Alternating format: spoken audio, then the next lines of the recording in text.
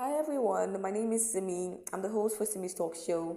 So I came across some really upsetting stories, and I remembered that in my opening last week, I mentioned that some stories practically leaves you in shock. At some, you just like sign and shake your head, and others will literally make you cry. And I'm not even joking. So while we make light of some stories, we laugh, try and make jokes of them, not because we are not aware of the severity of these issues, but I'm of the mindset that nothing is truly as bad as it seems. And secondly, I'm not a fan of kicking people when went down, but we still try to advise as best as we can. But today won't be all cruise and vibes. These stories are truly upsetting, and in respective to community guidelines, though no image or visual is involved, but we would like to warn you upfront that if you are sensitive to listening or hearing about abuse, violence, it would be a good choice to skip this episode.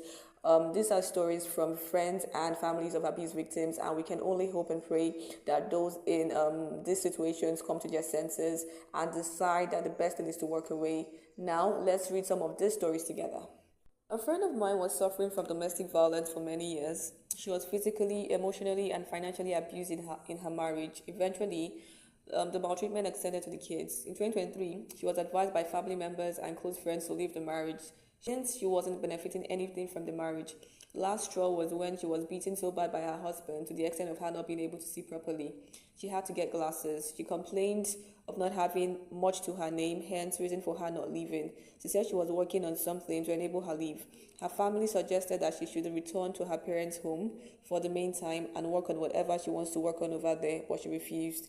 I and some close friends contributed a token for her, at least to hold on to, so that she won't be starting from the bottom.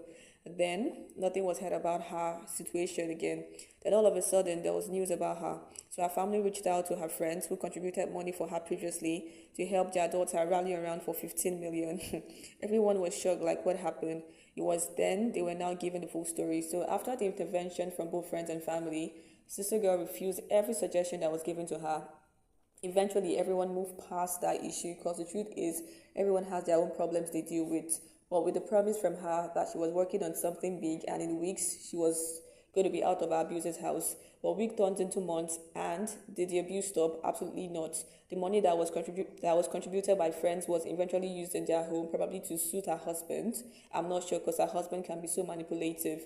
The abuse continued, but this time she didn't tell anyone because she knew what they would tell her would be to leave, and unfortunately, she didn't want to leave because of her kids.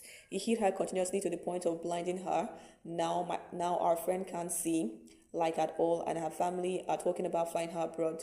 15 million. I didn't even have 5 million to my name, but I'm just so angry because this could have been avoided. Now the man is said to have relocated